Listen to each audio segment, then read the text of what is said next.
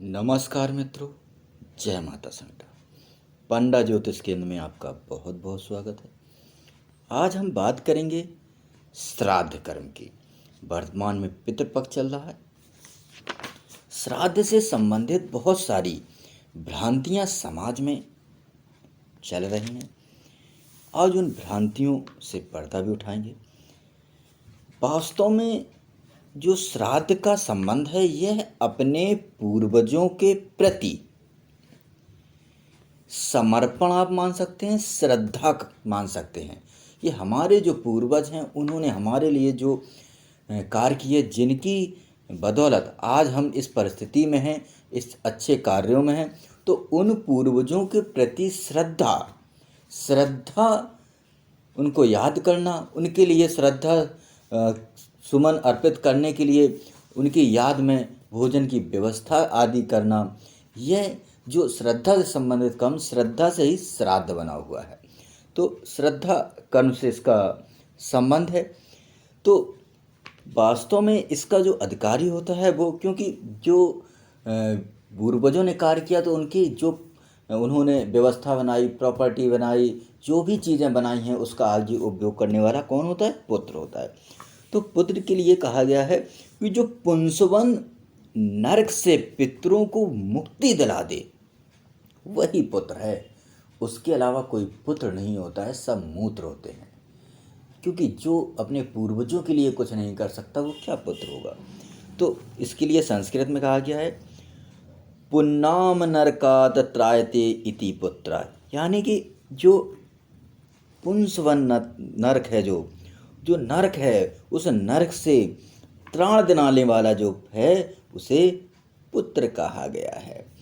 श्राद्ध कर्म को पितृकर्म भी कह सकते हैं, ठीक है। और जो पितृ हैं, पितरों का ऐसा माना गया है कि चंद्रमा के ऊपर पितरों का लोक है और इस समय पितृ आते हैं।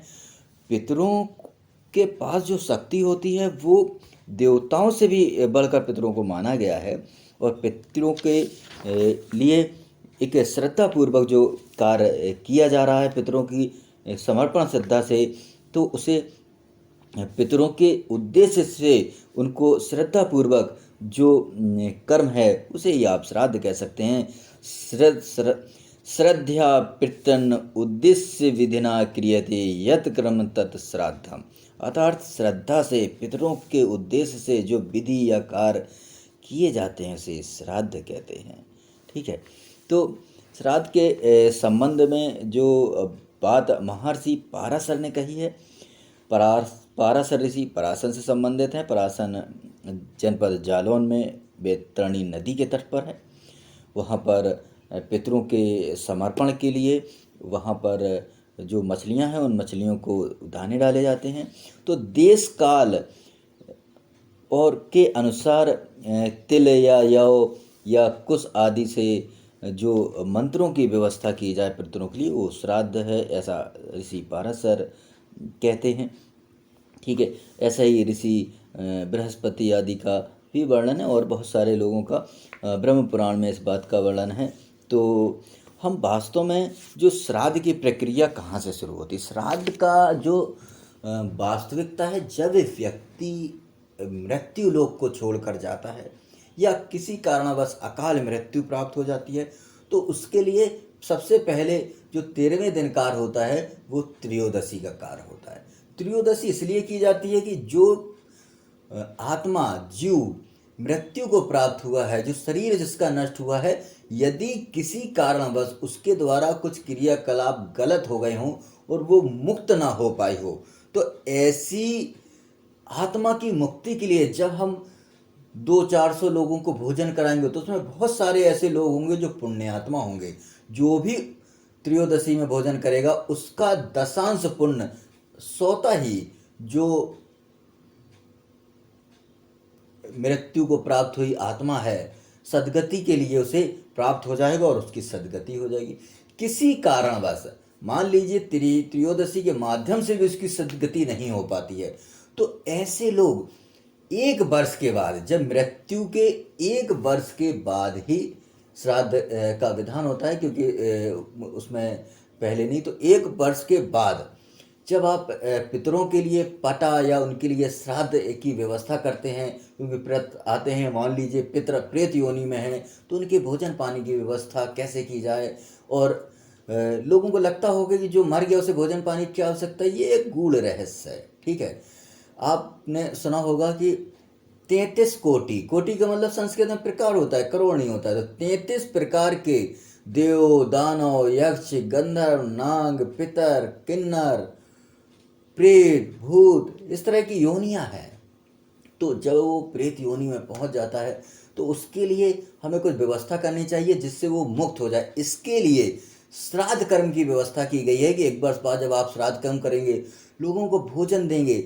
छोटे कर्म से भी कर सकते हैं आप, बड़े कर्म से भी कर सकते हैं। छोटे में आप 5 पत्तों को ले लीजिए, कोई भी या केले के पत्ते 5, उसमें सभी में 2-2 पूरियाँ रख लीजिए, थोड़ी सी खीर रख लीजिए, और उसमें रखने के बाद दक्षिण दिशा की ओर मुख करके सभी से थोड़ी थोड़ी तोड़कर 5 से, और उनको आप जो आपके पितर हैं उनको समर्पित कर सकते हैं। अब वास्तव में 15 दिन का जो पितृपक्ष होता है, तो 15 दिन के स्थान पर 16 दिन माने जाते हैं, क्योंकि उसमें एक पूर्णिमा भी जुड़ जाती है। ठीक है, यदि व्यक्ति जिस तिथि को मृत्यु को प्राप्त हुआ उसी तिथि को श्राद्ध करना चाहिए। यदि आपको नहीं पता है तो उस तिथि को श्राद्ध न करके आप अमावस्या को भी श्राद्ध कर सकते हैं सभी के लिए। तो यहाँ पर जो हमने आपको बताई, ये सामान्य सी श्राद्ध की विधि थी जो हमने आपको पत्तों पर बताई, आप कर सकते हैं। इसके अलावा आप चाहें तो बृहद अनुष्ठान भी करा सकते हैं, ब्राह्मणों को खिला सकते हैं, या जो श्राद्ध में खिलाने के लिए जो उत्तरदायी है, जैसे बानर, कौआ, कुत्ता, चींटियाँ और गाय, ये 5 पितरों से संबंधित होते हैं, पितर माने गए हैं।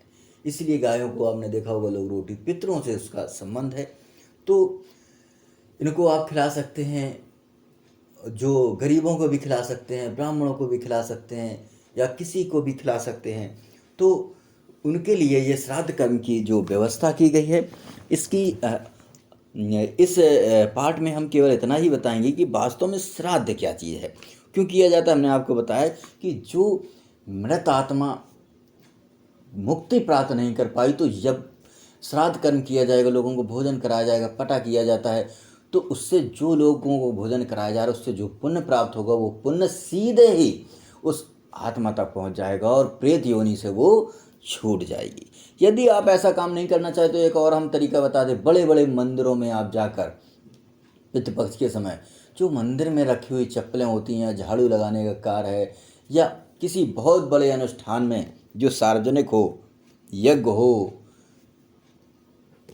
या और भी कोई अनुष्ठान हो, तो उस अनुष्ठान में आप भोजन की जो पत्तल हैं उनको उठाकर संकल्प कर सकते हैं कि हमने जो कार्य किया इससे जो पुण्य प्राप्त होता है, ये पुण्य हम अपने पूर्वजों को समर्पित करते हैं। गीता का 13वां अध्याय भी पाठ कर सकते हैं। तो ये अपने जो पितर हैं उन पितरों के मुक्ति के लिए व्यवस्था होती। अब बात करते हैं कि यदि श्राद्ध ना किया जाए, यदि श्राद्ध ना किया जाए तो जो आपके पूर्वज प्रेत योनि में चले गए हैं, तो वो निश्चित तौर पर आपको समस्याएं क्रिएट करेंगे। लोगों के यहाँ पर जो समस्याएं होती हैं, धीरे धीरे पहले जो कुल देवता होता है वो रुष्ट हो जाता है, उसके बाद फिर धन की समस्या आने लगती है, बड़ी बड़ी बीमारियां होने लगती हैं, ऐसी समस्याएं क्रिएट होती हैं। तो ऐसी समस्याओं को समाधान करने के लिए हमारे शास्त्रों में वास्तव में देखा जाए तो सभी, चाहे कोई भी धर्म हो, सभी इस्लाम से लेकर सभी सनातन धर्म से ही उसका प्रत्यक्ष या अप्रत्यक्ष संबंध होता है। तो सभी में ये व्यवस्थाएं दी गई हैं, और पितरों को ऐसा माना गया है कि पितर को जो आप वो किसी भी योनि में कहीं भी हो, जो आप उसके लिए कार्य कर रहे हैं वो निस्वतः ही प्राप्त हो जाएगा। श्राद्ध की जो प्रक्रियाएं होती हैं वो 2 प्रकार की होती हैं, एक पिंडदान और दूसरा ब्राह्मण भोजन तो इस तरह की जो प्रक्रिया है इसके आधार पर भी कार्य किया जा सकता है। तो श्राद्ध में हमने आपको एक तरीका बताया है कि आप श्राद्ध के लिए जो पुत्र हो या पिता हो, तो श्राद्ध के लिए आप ऐसा कार्य कर सकते हैं कि जो श्राद्ध में सामान्य श्राद्ध होता है उसमें आप संकल्प कर सकते हैं। और संकल्प करने के बाद ही जो सामग्री है वो सामग्री पीतल की ही, पीतल या धातु का इस्तेमाल करना चाहिए, लोहे आदि का इस्तेमाल नहीं करना चाहिए, धूप का इस्तेमाल नहीं करना चाहिए। ठीक है, तो दक्षिण की तरफ मुख करके आप बैठ सकते हैं। और बैठने के बाद आप जौ के या चावल के जो पिंड हैं, पिंड बनाकर ब्राह्मण को दान दे सकते हैं। और वहाँ पर आप बैठकर जो आपका गोत्र है, यदि गोत्र नहीं है तो आप कश्यप गोत्र या जिसकी दीक्षा लिए हैं उस गुरु का भी नाम आप जोड़ सकते हैं गोत्र में। तो आप 5 पत्ते रख लीजिए, उन पत्तों पर जो आपने पूड़ी खीर बनाई है उसको रख लीजिए, और उनको पूड़ी के ऊपर खीर रख लीजिए, सबसे तोड़कर उनको आप अपने भाव से समर्पित करते जाइए। और समर्पण करने के बाद आप थोड़ा हाथ में जल ले लीजिए और उसके चारों ओर 3 बार आचमन कर दीजिए और उनसे प्रार्थना करिए कि हम जो कार्य कर रहे हैं, और कोशिश करेंगे कि आप अगर मुक्त नहीं हुए हैं तो मुक्त हो जाएं। और गीता का 13वां अध्याय आप पाठ कर सकते हैं।